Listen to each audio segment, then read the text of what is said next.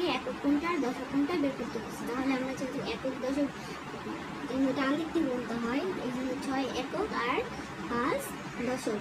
তাহলে 83 থেকে 3 হচ্ছে একক, 8 হচ্ছে দশক, 120 হচ্ছে 0 হচ্ছে একক, 2 হচ্ছে দশক, 1 হচ্ছে শতক। তাহলে 0 একক, 2 দশক, 1 শতক। তারপর 4 নম্বরে কি আছে? 476।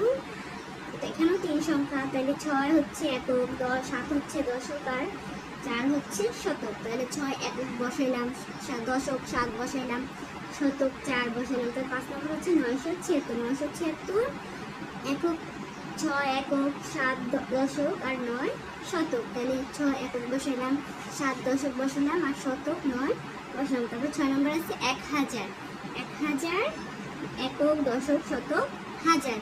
তাহলে এই এককের খালি ঘরে বসাইলাম 0 একটা একক, দশকের